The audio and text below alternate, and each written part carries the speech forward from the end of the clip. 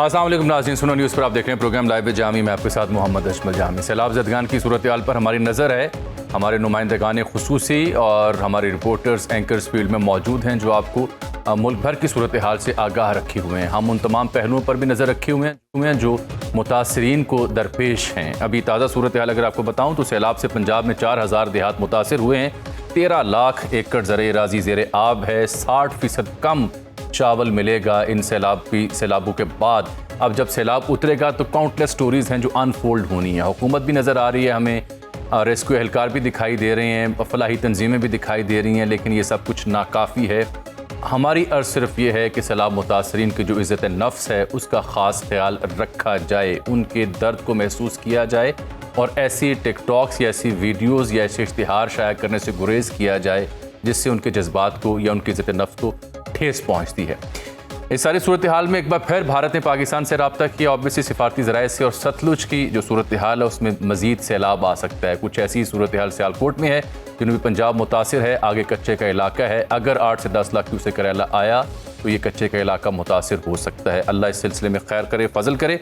बाकी जो हमारे मुल्क के मामलात हैं, सियासी सूरत हाल है, वहाँ एक मौजू सर फहरिस्त है और वो ये है कि इस निज़ाम का तसलसल, राना सनाउल्लाह साहब हूँ या बैरिस्टर अकील मलिक साहब हूँ, दोनों हुकूमती ज़िम्मेदार हैं, ये अब इस सिलसिले में खुलकर इजहार कर रहे हैं। और ये आज राना सनाउल्लाह साहब ने लाहौर में एक जगह गुफ्तगू करते हुए कहा कि ये जो मौजूदा तसलसल है फ़ौज का और हुकूमत का, ये जारी रहेगा और ये 2030 से आगे भी जा सकता है। 2027 तक आर्मी चीफ की मुद्दत मुलाजमत है, उसके बाद मुद्दत का तयन होना चाहिए और हो सकता है यही मुद्दत आगे जाती रहे। इस सिलसिले में बैरिस्टर अकील ने भी कल कह चुके कि पार्लियामान कानून के मुताबिक आर्मी चीफ की मुद्दत मुलाजमत अब 5 साल यानी नवंबर 2027 तक की है। पीटीआई का इस पर रद्द-ए-अमल क्या है और मजमूई तौर पर इस सूरत हाल का मतलब क्या निकाला जाएगा, इस सिलसिले में बात करने के लिए आज हमने ज़हमत दी है वज़ीर कानून वज़ीर ममलकत बराए कानून व इंसाफ जनाब बैरिस्टर अकील मलिक साहब को। बैरिस्टर बहुत शुक्रिया आपके वक्त का। सर, ये अब वाज़े कर दें, आपकी गुफ्तगू मैंने देखी राना साहब की भी, कि ये जो अगर मगर की बहस थी, क्योंकि माजी में तो चीफ ऑफ आर्मी स्टाफ की मुद्दत मुलाजमत 3 साल थी, जो 1950s का जो एक्ट था, 2024 में इसमें अमेंडमेंट आई, तो अब ये 5 साल तस्वुर की जाएगी यानी 2027। बिस्मिल्लाहिर्रहमानिर्रहीम। अजमल जामी साहब बहुत बहुत शुक्रिया। देखें, इसमें थोड़ा सा हमें हिस्टोरिकल पर्सपेक्टिव में देखने की ज़रूरत है कि राना साहब की बिल्कुल स्टेटमेंट्स आपके सामने हैं, आप चाहें तो उनका बयान भी चला दें और उनके और मेरे बयान में कोई फ़र्क नहीं है। हमने एक कानूनी जो पोजीशन है वो वाजे की है। राना साहब ने तो सो मच सो यहाँ पे ये बात भी कही कि जो हिस्टोरिकल पर्सपेक्टिव में अगर आप देखें तो 70 से पहले जो मामला था वो गालबन मेरे ख्याल से 4 साल था, फिर उसको 3 साल किया गया और अब जो है उसको रेगुलेट पिछले साल नवंबर 2024 में हमने उसको रेगुलेट किया और स्ट्रीमलाइन कर दिया और अक्रॉस द बोर्ड किया।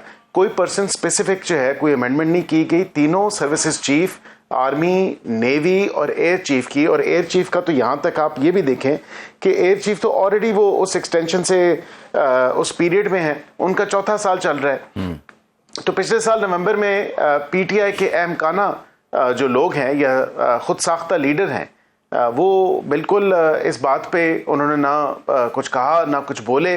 पार्लियामान के अंदर मौजूद थे, पार्लियामान के अंदर जो उनके लोग बैठे थे अपोजिशन बेंचेस पे, उन्होंने कोई बात नहीं की और ये कानून साजी हुई और ये एक्ट ऑफ पार्लियामेंट बन चुका और इसमें अमेंडमेंट आ चुकी। अब उसमें इतना शोर बावेला जब कुछ और चीज़ ना हो बात करने के लिए और रूह का पहाड़ बनाना हो, तो जाहिर बात है अब इसको इस हवाले से too late in the day.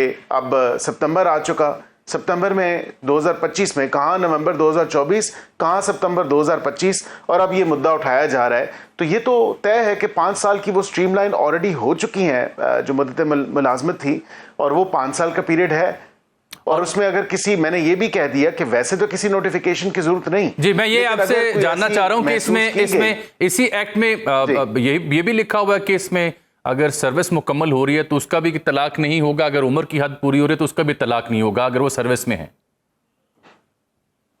देखिए, मैं यही गुजारिश कर रहा हूं कि एयर चीफ की जो ऑलरेडी मुद्दत मुलाजमत थी वो ख़त्म हो रही थी उस वक़्त, और जब वो उसको स्ट्रीमलाइन किया गया और 3 साल के पीरियड के बाद 5 साल फिक्स कर दिया गया है तमाम सर्विसेज चीफ के लिए, तो जाहिर बात है वो वाज़ेह है कि वो अभी 4थे साल में है। बिल्कुल ठीक। तो उससे तो वो ऑलरेडी अच्छा ब्रेसर साहब, ये तलाक उसका हो चुका। दूसरा नुक्ता इसमें ये भी वो वाजे कर दें, एक ही बार ये बहस खत्म हो कि ये इस सिलसिले में अब आप कह रहे हैं कि अगर तलाक एयर चीफ पे है और वो जारी है उनकी सर्विस और ये 5 साल मुद्दत हो चुकी है, तो फिर नोटिफिकेशन की जरूरत तो नहीं होगी नवंबर में। देखिए, मैं यही समझ रहा हूं, मैं यही आपको बताना चाह रहा हूं कि जो लोग समझ रहे हैं कि नोटिफिकेशन की जरूरत है, मैं नहीं समझता। मैं जिस तरह देख रहा हूं कि नोटिफिकेशन की कोई जरूरत नहीं है। ये नवंबर 2027 तक की अपॉइंटमेंट है और ये स्ट्रीमलाइन हो चुकी है।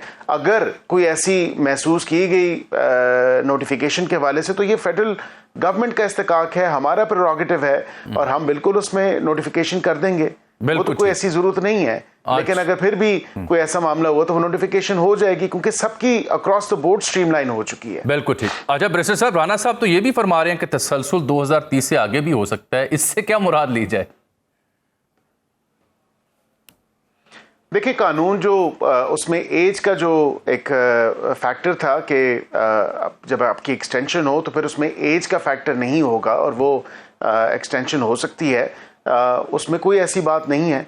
वो तो राणा साहब ने बिल्कुल वाजे भी कर दिया और राणा साहब ने कहा कि अगर उस वक्त एक्सटेंशन बिल्कुल हुई तो बिल्कुल हो जाएगी, इसमें कोई ऐसी बात तो नहीं है। बिल्कुल ठीक। यहाँ पे तो उन्होंने यहाँ तक कह दिया कि फील्ड मार्शल साहब ने अर्न की है, उनसे ज्यादा कोई हकदार नहीं है, किया है और उसके साथ उन्होंने अगर होती भी है तो वो अर्न किया है। तो उसमें कोई ऐसी बात तो नहीं है कि वाकईतन आज जो पाकिस्तान की वकार और इज्जत में अल्हम्दुलिल्लाह इजाफा हुआ है, no doubt, वो अफवाज पाकिस्तान, आपकी जो नेवी है और आपकी एयरफोर्स है, उनकी वजह से हुआ। बिलाशुबा ये इसमें कोई दो राय नहीं है, चाहे वो डोनाल्ड ट्रंप का जोहराना हो या भी चीन की मिलिट्री परेड हो, उसमें सब नजर आ रहा है और जो भारत की सूरत हाल सबके सामने है वो उसी जंग की वजह से, मार के हक की वजह से, काम शहरी के तौर पर हमें इस पर फख्र भी है। तो गोया ब्रेसर साहब, अगर इसमें एक्सटेंशन हुई तो वो भी फिर 5 साल होगी उसकी मुद्दत? जी, कानून तो यही कहता है कि वो फिर 5 साल के लिए ही होगी अगर हुई। मेरे ख्याल से ये जायचे और हिसाब किताब करने की हमें जरूरत नहीं है। इस वक्त 2027 तक की है। असद कैसर साहब को, जाहिर बात है जो भी सूरत हाल हुई। ठीक, असद कैसर साहब को मैं सुन रहा था, साबिक स्पीकर हैं, एक जगह सहाफियों से वो मुखातिब थे, तो वो ये कह रहे हैं कि जी ये इस तसलसल को जो राणा साहब कह रहे हैं या आप कह रहे हैं उसको नहीं मानते, कानून और आइन के मुताबिक सब कुछ होना चाहिए, अवाम के पास जाना चाहिए और ये तसलसल ठीक नहीं है। क्या कहते हैं आप उनकी इस राय के ऊपर? देखिए, मैं तो ये कहता हूं कि असद कैसर साहब जब खुद स्पीकर थे तो उनको थोड़ा सा एक उनकी मेमोरी जॉग करने की भी जरूरत है। ये वो पार्टी है या ये वो लीडरशिप है इस पार्टी की जो ताहयात एक्सटेंशन में बिलीव करते थे और वो कहते थे कि जी हम ताहयात एक्सटेंशन दे देंगे और तारीफों के पुल बांधा करते थे। तो कम से कम हमें मत बताएं कि हमने क्या करना है क्या नहीं करना। हम अल्हम्दुलिल्लाह आइन और कानून के मुताबिक ही तमाम तर मामलात कर रहे हैं। जब कानून में तरमीम की गई और सबकी सर्विस चीफ की जो मुद्दत मुलाजमत थी उसको स्ट्रीमलाइन किया गया और 5 साल बढ़ाया गया 3 साल से, तो उस वक्त तो इन्होंने कोई एतराज़ नहीं उठाया। और अब जो है 9-10 माह बाद जो है आके ये कहते हैं कि जी ऐसा नहीं होना चाहिए और आइन और कानून के मुताबिक, तो आइन और कानून के मुताबिक ही है ये तमाम तर मामला। अच्छा ब्रेसर साहब, हमने तो 27वीं तरमीम की भी गूंज सुनी थी, उसमें क्या हो सकता है मुतवक्के तौर पर, उस पर भी बातें सुनी मुख्तलिफ हल्कों से। तो ये सिलसिला कहाँ रह गया 27वीं तरमीम का? कोई ऐसा प्लान है सरकार का? अगर है तो उसमें है क्या जी, क्यों जरूरत पड़ रही है उसकी? जामी साहब, अभी फिल वक्त मैंने जिस तरह पहले भी गुजारिश की कि अभी हम किसी भी आईनी तरमीम पे काम नहीं कर रहे। अच्छा। हमारे साथ इत्तेहादियों की हुकूमत है, हमारे साथ इत्तेहादी होंगे तो 2/3 अक्सरियत बनेगी और बगैर इत्तेहादियों के हम किसी भी आईनी तरमीम पे उसको पेश नहीं कर सकते, उसको नहीं ला सकते। ज़ाहिरी बात है कि कोई आईनी तरमीम होगी तो कोई कंसल्टेशन भी होगी, पॉलिटिकल कंसेंसस होगा, जिस पे अभी कोई काम नहीं किया जा रहा। तो अभी कोई ऐसी आईनी तरमीम ज़ेर बहस ज़ेर गौर नहीं है, लेकिन मैं इसे खारिज ज़मकान नहीं कहूँगा। अच्छा। क्योंकि वक्त के साथ साथ कानून में, आइन में तब्दीलियाँ आती रहती हैं और ये आइन में तब्दीली करना, कानून में तब्दीली करना, ये पार्लियामान का इस्तेकाक है। तो वो एक आउट इन दी ओपन होगी, ट्रांसपेरेंट तरीके से होगी और सबके सामने जो है वो तमाम तर मामला रखा जाएगा और इत्तेहादियों को ऑन बोर्ड लेके उनकी मशावरत के साथ, कंसेंसस के साथ आगे बढ़ा जाएगा। खारिज इम्कान यानी नहीं है। अच्छा ब्रेसर साहब, ये आज मैं देख रहा था जस्टिस सतर मनल्ला साहब कराची बार से मुखातिब थे, तो जैसा आप फरमा रहे हैं कि मुल्क में आइन की बालादस्ती और कानून की हुक्मरानी नहीं है बल्कि अशराफिया की इजारादारी है। वो ये कहते हैं जो कहता है कि आज हाइब्रिड निज़ाम है उसका मतलब है कि आमरीत है, आइनी हुक्मरानी नहीं। और पाकिस्तान की 77 साल अदालती तारीख मेरे लिए काबिल फ़ख्र नहीं है, क्योंकि पब्लिक रिमार्क्स हैं इसलिए मैं आपके सामने रख रहा हूँ। आप वज़ीर ममलिकत हैं, कानून और इंसाफ से आपसे जुड़ा सवाल है ये, और ये जो एतराज़ वो कर रहे हैं। देखें, आईने पाकिस्तान, जिस आईने पाकिस्तान का जिक्र कर रहे हैं उसी आईने पाकिस्तान में है कि ज़ाहिरी बात है कि हर इदारे को अपने कॉन्स्टिट्यूशनल फ्रेमवर्क में रह के काम करना है। जुडिशरी इंतहाई काबिल एहतराम है, तमाम मोअज़्ज़ज़ जज साहिबान इंतहाई काबिल एहतराम हैं। उन्होंने अपने आप को आइन और कानून के मुताबिक रेगुलेट करना है, और उसी आइन और कानून में ये वाज़ेह तौर पे लिखा है कि वो किसी पॉलिटिकल एक्टिविटी में हिस्सा नहीं लेंगे या किसी सियासी मामलात में उनका कोई अमल दखल नहीं होगा। अब यही बात है कि उनका काम है to impart with justice and इंसाफ फराहम करना। तो इंसाफ की फराहमी के लिए मेरे ख्याल से क्या ही बेहतर होता कि वो इंसाफ की फराहमी के लिए अपनी अदालत में वो इंसाफ फराहम करते, बजाय इसके कि वहाँ कराची बार में जाके तकरीर करना और कहना कि ये हाइब्रिड निज़ाम है, या जो ये कहते हैं तो उसका मतलब इस तरह नहीं, इस तरह अखज़ करना चाहिए। तो ज़्यादा मुनासिब होता, मैं समझता हूँ कि अगर आइन और कानून के मुताबिक वही वक्त जो वहाँ पे सर्व किया गया वो पिटिशन शायद डिसाइड कर ली जाती तो ज़्यादा मुनासिब होता और ज़्यादा बेहतर होता, और अवाम के वसीतर मफाद में भी होता। वो तो कहते हैं जी हमें स्कूलों में तारीख़ मस्शुदा पढ़ाई जाती है, हमें कोई सच नहीं बताता। जिस मुआशरे में सच्चाई और सच बोलना ख़त्म हो जाए वो मुआशरा तबाह हो जाता है। हाई कोर्ट में रहते हुए कई फैसलों में मुझे लिखना पड़ा कि इस मुल्क में आइन और कानून की हुक्मरानी नहीं, यहाँ पर एलीट कैप्चर है। 77 साल से आइन की बालादस्ती नहीं है। देखिए, इस मुल्क की हिस्ट्री में अगर आप देखें तो जाहिर बात है कि हमारे मुल्क की जो हिस्टोरिकल इवेंट्स हैं वो तो कुछ ऐसी हैं कि जहां वाक़तन इसमें कोई दो राय नहीं है। और ये एक हिस्ट्री का मैं तालिब इल्म होने के नाते भी ये बात ज़रूर कहूँगा कि यहाँ पे बिल्कुल मार्शल लॉ भी लगे, यहाँ पे बिल्कुल वज़राए आज़म जो इलेक्टेड वज़राए आज़म थे उनको भी घर भेजा गया और अदालतों के थ्रू ही भेजा गया, और इन्हीं अदालतों ने उस वक़्त भी सहूलतकारी की। तो माज़रत के साथ मुझे ये कहना पड़ता है कि हमारी जुडिशल हिस्ट्री और हिस्ट्री इन जनरल जो है वो कोई इतनी उस तरह नहीं है जिस पे कोई फ़ख्र किया जा सके। लेकिन अल्हम्दुलिल्लाह अब पाकिस्तान आइन और कानून के मुताबिक चल रहा है, और अगर पाकिस्तान तरक्की की राह की तरफ गामज़न है तो खुदारा इस तरक्की की राह में नहीं आना चाहिए और रुकावट। अच्छा, मैं बैरिस्टर साहब आपका पॉइंट ऑफ व्यू बिल्कुल अपनी जगह दुरुस्त होगा, लेकिन मैं तब क्या करूं जब मुल्क के वज़ीर दिफा on the floor of the parliament खड़े होकर ये कहें कि निज़ाम का बेड़ा गर्क हो गया है, बल्दियाती इदारों का हमने तहस नहस कर दिया है, और कुछ ठेकेदार इतने ताकतवर हैं कि सियासतदानों की वो बोलियां लगाते हैं, और फिर हनीफ अब्बासी साहब आगे से जवाब दें, तो मैं तब क्या सोचूं और क्या करूं अगर मुल्क के वज़ीर दिफा भी ये कहें तो? देखिए, मैं ये समझता हूँ कि इसका मतलब यही अखज़ करना चाहिए कि हमें लोकल गवर्नमेंट जो सिस्टम्स हैं, जो लोकल गवर्नेंस का स्ट्रक्चर है, जो जिसका ट्रिकल डाउन इफेक्ट आवाम तक जिसका फ़ायदा पहुंचना चाहिए, उसको स्ट्रेंथन करने की ज़रूरत है। और हमें बिल्कुल अगर सूबाई हुकूमतें, क्योंकि 18वीं तरमीम के बाद तो एक जो सोच थी, एक जो इन्विज़िज किया गया था वो यही था कि निज़ाम में बेहतरी आएगी, और ताकि ये पावर जो है उसकी डेवोल्यूशन होनी चाहिए, बिल्कुल लोकल गवर्नमेंट के स्ट्रक्चर्स को मजबूत होना चाहिए, एम्पावर करना चाहिए। और अगर वो नहीं हो सके तो फिर हमें सोचना पड़ेगा कि क्या इसका मज़ीद बेहतर तरीका हो सकता है कि हम जो वो लोकल गवर्नमेंट के स्ट्रक्चर्स हैं उसको किस तरह मज़ीद फ़ाल करें, मज़ीद एम्पावर करें, मज़ीद बेहतर करें। तो ये सोचने की बात है। बहुत बहुत शुक्रिया बैरिस्टर अकील मलिक साहब, वज़ीर ममलिकत बराए कानून और इंसाफ, हमारे साथ आज प्रोग्राम में शरीक गुफ्तगू। नाज़रीन, यहाँ प्रोग्राम में एक छोटी सी ब्रेक। प्रोग्राम में एक बार फिर से आपको खुशामदीद कहते हैं। हमारी बददस्तूर नज़र है सैलाब की तबाहकारियों के ऊपर, बिलखुसूस जो अवामी अलमिये हैं, जो उनके मसाइल हैं, उनके ऊपर नज़र है। हम आपको कवरेज के जरिए जगह जगह दिखा भी रहे हैं क्या सूरत हाल है। बिल्कुल ठीक है, हुकूमत भी एफर्ट कर रही है, फलाही इदारे भी एफर्ट कर रहे हैं, बट ये भी समझने की ज़रूरत है कि एक्चुअली व्हाट वेंट रॉन्ग। क्या वाकई कोई ऐसा तारीख़ी ये मामला हुआ है जो कभी पहले हमने नहीं देखा था? जो भी इंतजामात होते वो नाकाफ़ी हैं। हमारा जो पैराफर्नेलिया या सेटअप है मौजूदा ऐसी आफात को निमटने के लिए, क्या वो काफ़ी है असेसमेंट करने के लिए, उसे निमटने के लिए, और व्हाट एग्जैक्टली वेंट रॉन्ग, इस सारी सूरत हाल में बात करने के लिए आज हमने ज़हमत दी है एनडीएमए के साबिक सरबराह जनरल रिटायर्ड मोहम्मद अफजल साहब को हमारे साथ बराह रास्त मौजूद हैं। जैसा बहुत शुक्रिया आपके वक्त का। आपने चूंकि इस शोबे को तवील अरसा हेड किया है, बारीकी से कुर्बत से देख रखा है, मैं सिर्फ ये समझना चाह रहा हूँ कि एनडीएमए या पीडीएमए के ऊपर सवाल भी उठते हैं, इसकी कैपेसिटी क्या है और क्या ये इदारा बर वक्त इतनी बड़ी आफत को इस बार एप्रीहेंड कर पाया है? देखिए, जहाँ तक इदारे की present perception about the flood और उनके आने के लिए था, उसके ऊपर तो मैं अपने कमेंट नहीं करना चाहूँगा, लेकिन मैं आपको इतना बता देता हूँ कि इदारे के पास जो कैपेसिटी है वो बहुत थोड़ी है। बहुत सारी चीज़ें जो हैं वो इस इदारे के बनने के बाद से ऑन ग्राउंड नहीं आई। अच्छा। इदारे का जो बजट जब मैंने टेक ओवर किया था तो तकरीबन 38 लाख करोड़ के करीब का बजट था, और इदारे के पास national disaster risk management fund जो है वो तकरीबन $1.25 बिलियन के करीब था। कोविड के दौरान जो है वो मुख्तलिफ मराहल में इदारे को फंड्स मिलते रहे हैं, लेकिन बदकिस्मती से को बहुत बड़ा फंड जो है वो क्रिएट नहीं किया गया।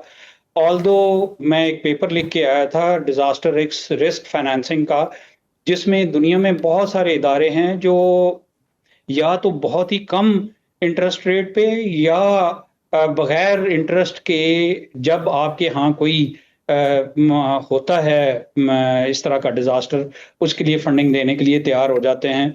और इसकी फंडिंग के कोई बहुत ज़्यादा मसाइल भी इतने नहीं हो सकते, लेकिन समहाउ जब इसकी कैपेबिलिटी बनाने की बात आती है तो चूंकि इसके अंदर बहुत सारे हमारे अवामल जो है वो कार फरमा हो जाते हैं, तो इसकी कैपेबिलिटी जो है वो नहीं बन सकी। फॉर इंस्टेंस मैं एक कॉन्सेप्ट और छोड़ के आया था, disaster risk management force, unfortunately वो नहीं था।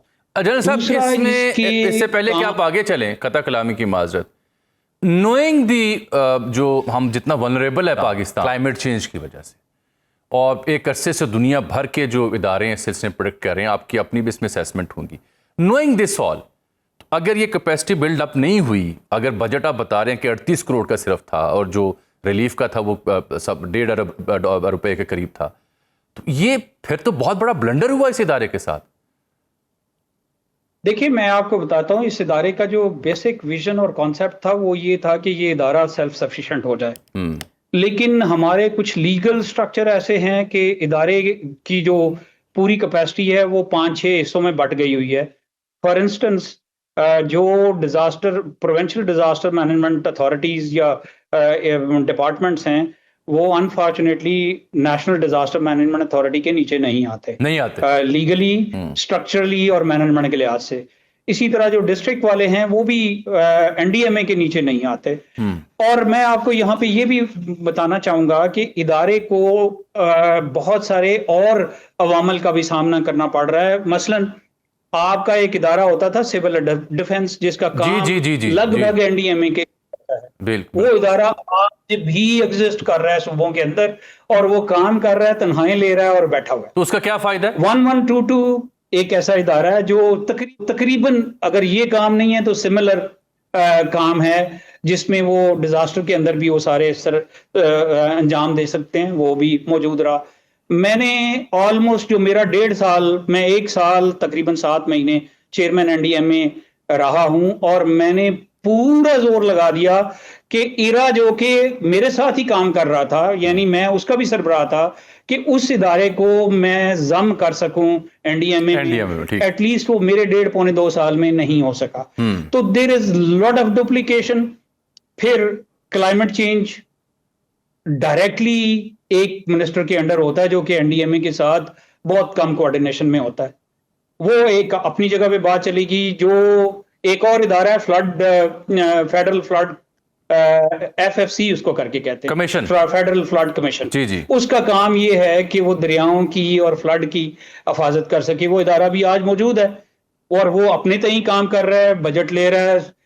हो ये रहा है कि हम अपने वसाइल को पेनी पॉकेट जो है वो डिस्ट्रीब्यूट करते फिर रहे हैं। जनरल साहब, ये बड़ी अहम आपने बात की, यानी इस सूरत हाल में जो एक इंटीग्रेटेड एफर्ट होनी चाहिए थी वो नहीं है, डिस्पाइट द फैक्ट कि हर एक इदारा या हर हुकूमत अपने तरीके को बेहतर ही कर रही होगी। लेकिन वो बहुत इंपॉर्टेंट बात आप हाईलाइट कर रहे हैं कि इंटीग्रेटेड एफर्ट इसलिए नहीं है कि बशमूल जो क्लाइमेट चेंज के मिनिस्टर हैं जिनके महकमा नीचे आता है उसकी कोऑर्डिनेशन नहीं है एनडीएमए के साथ। ये फेडरल फ्लड कंट्रोल कमीशन जो है इसकी कोऑर्डिनेशन नहीं है, ये इंडिपेंडेंटली काम कर रहा है। सिविल डिफेंस अपनी जगह इंडिपेंडेंटली काम कर रहा है और इसके अलावा रेस्क्यू 1112 अपनी जगह काम कर रहा है। प्रोविंशियल इदारे पीडीएमए की सूरत में अपनी जगह काम कर रहे हैं। तो जब इतना ज्यादा खलारा होगा तो हम कैसे एक्सपेक्ट करें कि इंटीग्रेटेड एफर्ट हो सकती है? और मैं आपको यहाँ पे ये भी कहना चाहूंगा कि इस मौजू के ऊपर आपको 2019 और 20 के अलावा कोई पेपर नहीं मिलेगा। ये चीजें जो हैं उस वक्त हाईलाइट की गई थी, लेकिन बदकिस्मती से चूंकि वो इतना टाइम स्पैन थोड़ा था और I had to retire in December 2020, तो ये सारे काम जो है वो मुकम्मल नहीं हो सके। एनडीएमए को जब तक cohesive, vertically operating and independent इदारा नहीं बनाएंगे वो नहीं चलेगा। ऑल्दो इसकी जो लीगल स्ट्रक्चर खड़ा किया गया था उसमें सेक्शन 32 है एनडीएमए एक्ट का, जो कि अमेंस पावर देता है चेयरमैन एनडीएमए को। वो इतनी पावर देता है कि डिजास्टर के वक्त जो है उसको दाएं बाएं देखने की जरूरत नहीं होती अगर उसके पास रिसोर्सेज मौजूद हों तो। तो फिर मसला क्या है? अगर इतनी पावर उसके पास है तो मसला क्या है फिर? मसला ये है कि मैंने देखा है ना सर, मैं दोबारा ऐड करूं सर, क्योंकि कोविड के जब दिन थे तो हमने देखा यू वर इन एक्शन। देखिए, मैं कंपैरिजन नहीं करना चाहता किसी के साथ। कोविड के दिनों में मैं 3-4 दफा प्राइम मिनिस्टर को और आर्मी चीफ उस वक्त, और मैं आर्मी का शुक्रगुजार हूं कि they were at the beck and call of NDMA. हम लोग we were able to move around the country और उसको फील भी कर रहे थे, उसकी प्रोजेक्शंस भी कर रहे थे। उसके साथ साथ हमारे लिए तो प्रॉब्लम ये भी खड़ा हो गया था कि उस वक्त जो है वो लोकस ने अटैक कर दिया पूरे मुल्क के अंदर, सैलाब आ गए और स्पेशली अर्बन फ्लडिंग जो है वो, अगर आपको याद हो तो मैंने मई 2019 में प्रेडिक्ट किया था कि पाकिस्तान में अगले चंद साल में भी अगले चंद डेकेड जो है आप अर्बन फ्लडिंग का शिकार रहेंगे। बात इशू ये है कि जब प्रॉब्लम आपकी खत्म हो जाती है तो सवाए उस इदारे के जिसके ऊपर सबकी नजरें होती हैं, बाकी तमाम लोग जो हैं वो पीस टाइम या वो टाइम जब सुकून होता है पीछे हट जाते हैं।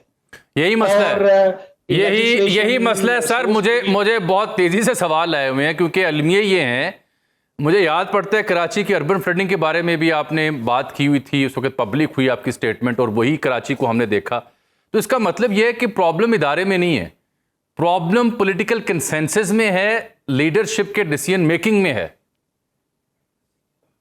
देखिए, वो तो मैं लीडरशिप के ऊपर एस्पर्शन नहीं कास्ट करना चाहता, और मैं ये भी कहना चाहता हूं कि जो भी leader at the helm of affair होता है उसकी कोशिश ये होती है कि वो अपने लिए और अपनी कौम के लिए मैक्सिमम डिलीवर करे। मैं तो किबला, मैं किसी इदारे की बात ही नहीं कर रहा, मैं तो अपनी सियासी लीडरशिप की बात कर रहा हूं कि जो काम आपके दौर में होने चाहिए थे सियासी तौर पर इस इदारे के लिए वो नहीं हो पाए, जो काम अब होने चाहिए, क्योंकि ये तो अब दुनिया के हर जी शऊर को इल्म है कि क्लाइमेट चेंज है क्या, और उससे जो सबसे ज़्यादा मुतासिर होने वाले ममालिक है उसमें शायद सरफहरिस्त पाकिस्तान हो।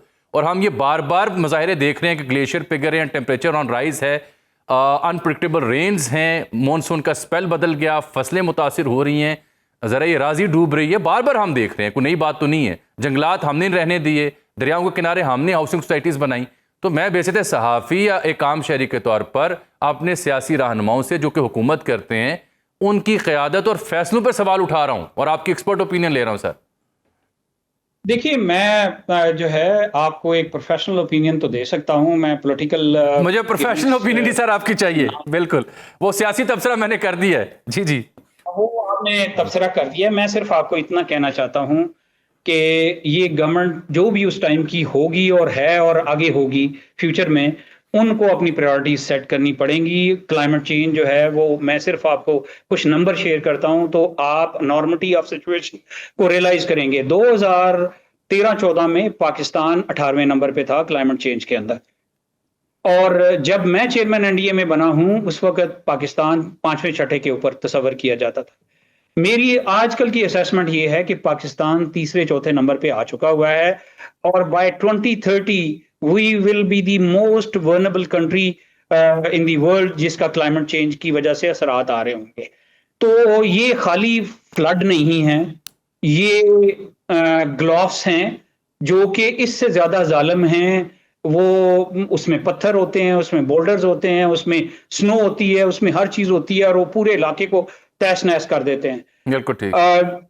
इसमें जो फ्लड्स हैं उसमें दो तरह के फ्लड्स हैं। एक फ्लड्स जो कि बेसिकली दरियाओं में है, और हम जब भी बड़े फ्लड फेस करेंगे तो वो हमारे उन दरियाओं पे होंगे जहां पे हमारा पानी को रेगुलेट करने का निजाम नहीं है। बिल्कुल ठीक। 2010 का फ्लड जो है वो स्वात रिवर से आया था, अभी वहां पे मुंडा डैम बन रहा है, उसके हालात बेहतर हो जाएंगे। चलिए चलें, ये जनरल साहब इन नामसाइद हालात के बावजूद इदारे अपने तीन कोशिश कर रहे हैं। सबूत ये भी है कि जहां मुल्क भर में इंडिया में कोई सैलाब की सूरत हाल का सामना है, उससे निमट रहे हैं, वहाँ हमसाए में जो जल्जला है अफगानिस्तान में, वहाँ भी अभी मैंने देखा है कि 105 टन राशन और मेडिकल कैंप्स और खैमे और दीगर जो इमदादी सामान है वो PM के हिदायत के ऊपर हमारा बरादर इस्लामी मुल्क है वहाँ तक पहुँचाया गया। तो ये तो इनक्रेडिबल एक एक्ट है जो पाकिस्तान ने किया थ्रू NDMA। इस पर क्या कहते हैं?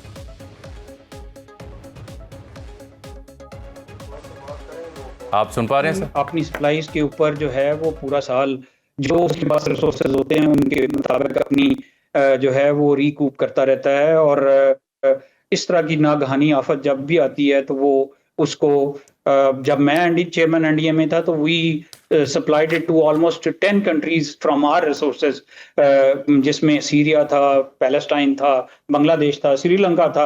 इवन शुरू में जो है वो ऑल्दो वो NDMA के उससे नहीं गया था, लेकिन इवन चाइना को जो है वो काफी सारी चीजें भेजी गई थी। तो NDMA फोर फ्रंट पे होता है on the call of sitting government. और मैं आपको यहाँ पे ये भी बता दूं कि NDMA को हमेशा जो हमारे दूसरे इदारे हैं उनकी तरफ से बहुत ज्यादा कोऑपरेशन होता है। जो मैंने आपको पहले कहा है कि वो मुख्तलिफ इदारे जो हैं जिनकी डुप्लीकेशन ऑफ एफर्ट है, उस एफर्ट को देखना ना तो NDMA के बस में है ना। बिल्कुल ठीक। नहीं वो बिल्कुल आपने ठीक पॉइंट आउट किया। बिल्कुल ठीक पॉइंट आउट किया आपने जनरल साहब, बहुत शुक्रिया। इंशाल्लाह आपसे मजीद बात रहेगी कि हम कैसे इंटीग्रेटेड एफर्ट को आगे बढ़ा सकते हैं, इदारों के दरमियान जो है वो तालमेल कैसे बेहतर हो सकता है ताकि एक कोऑर्डिनेटेड एफर्ट हमें दिखाई दे और आज हमें फिर ये मसाइल ना देखने को मिलें जिसकी तरफ आज इशारा भी आप कर रहे थे, जो सैलाब ज़दगान जैसे मुतासिर भी हो रहे हैं। यहाँ एक ब्रेक नाज़रीन। प्रोग्राम में एक बार फिर से आपको खुशामदीद कहते हैं। खित्ते की सूरत हाल बदल रही है, बिलखुसूस जब से चीन ने शानदार और तारीखी परेड का एहतमाम किया जिसमें पाकिस्तान के सिपहसालार भी, पाकिस्तान के वज़ीर-ए-आज़म भी मौजूद थे, रूसी सदर भी, नॉर्थ कोरिया के वज़ीर-ए-आज़म रहनुमा भी, लेकिन इसमें नरेंद्र मोदी मौजूद नहीं थे। ये वो मनाज़िर हैं जिसके ऊपर दुनिया भर के अखबारों में बड़ी बड़ी सुर्खियाँ लगी हुई हैं, चाहे वो CNN हो, गार्डियन हो या दीगर इंटरनेशनल पेपर्स हों या मीडिया आउटलेट्स हों। उनकी सुर्खियों का मफहूम एक ही है कि ये जो चीन ने परेड की है इसमें पैगाम था अमेरिका के लिए, इसमें पैगाम था दुनिया की सुपर पावर के लिए, इसमें पैगाम था भारत के लिए, इसमें पैगाम था इस पूरे खित्ते और पूरी दुनिया के लिए कि चीन अब एक बड़ी फौजी ताकत, बड़ी मुआशी ताकत बन चुका है और एक सुपर पावर यानी अमेरिका का इन्हिसार दुनिया पे ख़त्म होने के करीब है या दूसरी सुपर पावर का ज़ुहूर हो चुका है। इसमें पाकिस्तान की जो कुर्बत है चीन के साथ और जिस तरह से नरेंद्र मोदी को सुबकी हासिल करना पड़ी अमेरिका के साथ और अब चीन की तरफ उन्होंने रुजू किया, इस सूरत हाल पर बात करने के लिए हमने रब्ता किया है। पेरिस में मौजूद हैं माहिर बैनुल-अक़वामी अमूर डॉक्टर कमर चीमा साहब। चीमा साहब, ये जो परेड थी चीन की जिसमें उन्होंने ऐसे ऐसे मिसाइल्स भी उसकी रूनुमाई करवाई जो 20,000 किलोमीटर तक मार कर सकते हैं, स्टेल्थ हथियारे भी उन्होंने दिखाए, इसका क्या पैगाम है इस खित्ते में भारत के लिए और मजमूई तौर पर अमेरिका के लिए? बहुत शुक्रिया जामी साहब। देखें, पहली बात तो ये है कि आपको पता है कि इस परेड के अंदर उन्होंने वेस्ट को एक पैगाम दिया है कि जो वेस्टर्न डोमिनेटेड जो वर्ल्ड ऑर्डर था वो बेसिकली इस वक्त हलचल का शिकार है और एक ऑल्टरनेट वर्ल्ड क्रिएट करने की जरूरत। इसमें वो समझते हैं कि शंघाई कोऑपरेशन ऑर्गेनाइजेशन जैसे प्लेटफॉर्म जो हैं वो इम्पोर्टेंट प्लेटफॉर्म अदा कर सकते हैं।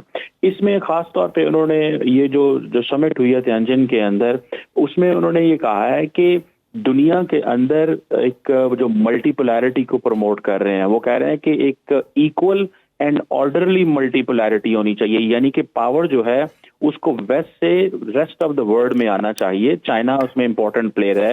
वो कह रहे हैं कि जो ग्लोबल गवर्नेंस सिस्टम है उसमें चाइना इंपॉर्टेंट किरदार अदा कर रहा है, और वेस्ट को ये जो कोल्ड वॉर मेंटालिटी है इससे बाहर निकलना चाहिए। और साथ में उन्होंने जो अपना मिलिट्री हार्डवेयर जो डिस्प्ले पे लगाया था वो इस तरह का मिलिट्री हार्डवेयर है जामी साहब के जो दुनिया में पहले कोई ऐसा नहीं आएगा। उनका जो DF-61 जो है, यही मैं आपसे जानना चाह रहा हूं कि ये जो मिलिट्री हार्डवेयर उसकी नुमाइश की, इसमें था क्या?